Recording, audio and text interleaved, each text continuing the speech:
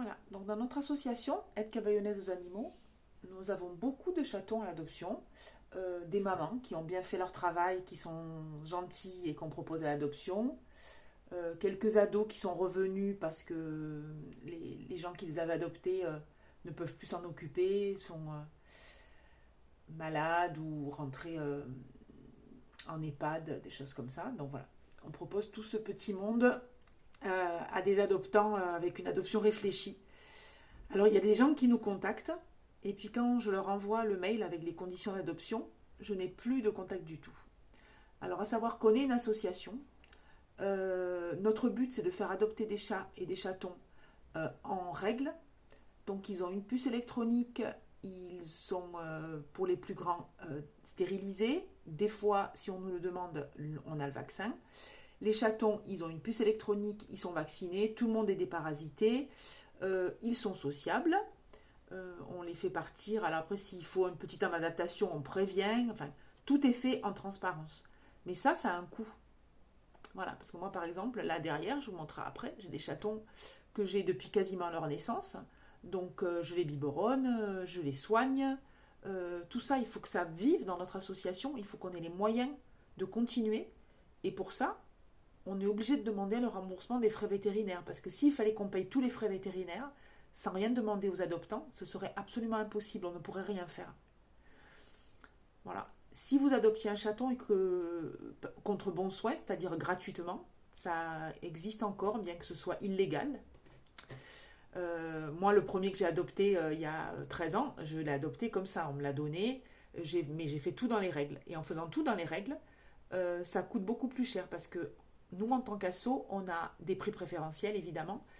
Et les adoptants, pour la première année, la stérilisation des chatons, le rappel de vaccin, ils ont aussi ces prix préférentiels chez notre vétérinaire partenaire. Et pour tout ça, ça vaut le coup d'adopter en asso parce que ça permet de payer un peu moins que si vous vouliez mettre tout en règle en étant un particulier sans passer par une association. Donc voilà.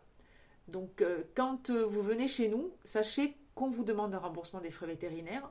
Si vous n'êtes pas intéressé, que vous pensez que vous n'allez rien lui faire, pas de puce électronique, pas de vaccination, pas de stérilisation, passez votre chemin. Ne me demandez pas de vous envoyer les documents, ne me demandez pas de vous envoyer un mail, ne me faites pas perdre mon temps. Parce que par exemple, on a un petit formulaire en ligne que 91 personnes, dont j'ai regardé ce matin, ont rempli. Ce qui veut dire que possiblement ces 91 personnes sont passées par un envoi de mail, ont reçu le certificat d'engagement, ont reçu nos conditions d'adoption, où tout est noté, ils ont rempli ce formulaire, et après, nous n'avons pas 91 adoptions. Ce qui veut dire qu'il y a des gens qui doivent peut-être avoir trouvé ailleurs, sans nous prévenir, la plupart du temps. Certains m'ont prévenu, mais voilà. Ce que je peux comprendre, parce qu'on n'a pas tous les cas de figure. Peut-être que des gens cherchent des chatons particuliers. À un moment donné, ils cherchent des poils longs, nous n'en avons pas. Ils cherchent des mâles tigrés, on n'a que des femelles. Enfin, je peux comprendre. Mais ayez la gentillesse de nous prévenir. Et puis, voilà, sachez que adopter une association, c'est ce que vous pouvez faire de mieux. Parce que ça, vous avez un chaton en règle, vous avez des prix préférentiels et vous nous permettez de continuer. C'est ça qui est important, qu'on puisse continuer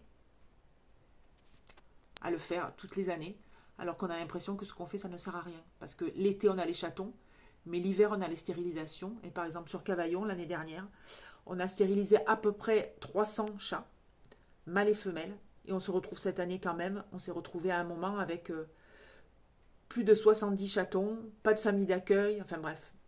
Ouh là là, je sais pas si vous m'avez lu jusque-là. Enfin, lu, écoutez, mon Dieu. Au bout d'un moment, on est fatigué. Voilà, donc je vais vous mettre quelques photos après des chatons et des chats que nous avons à l'adoption. Alors n'hésitez pas à nous contacter en connaissance de cause, s'il vous plaît. Après, on n'est pas les seuls à association à avoir des chats et des chatons à proposer à l'adoption. Donc tout le monde fait comme nous, la SPA pareillement. Donc n'hésitez pas, si vous voulez pas venir chez nous, à aller chez quelqu'un d'autre. Mais surtout, faites-le dans les règles. C'est important. Voilà, Lita, une petite écaille de tortue qui est prête à l'adoption. Celle-là s'appelle Yuki. Celle-là, je me souviens plus de son nom. Petite siamoise, un petit beige. Voilà, il est là encore. C'est un petit mâle beige. Ça, c'est la petite siamoise femelle. Ça, c'est une femelle noire et blanche. Ça, c'est sa sœur, toute noire, une petite panthère. Ça, ce sont les 2 bébés que je biberonne. Ça, c'est la sœur de la première qui n'est pas encore assez costaud. Ça, c'est One, c'est un adulte qui nous est revenu. Ça, c'est encore une fille. Pareil, mais je crois qu'on a aussi un mâle comme ça. Ça, c'est une fille. Ça, c'est son frère. Il faudrait qu'ils aient trouvé des adoptants. Ça, c'est une petite fille aussi. Et aussi, une petite fille, ses sœurs. Et ça, c'est un garçon.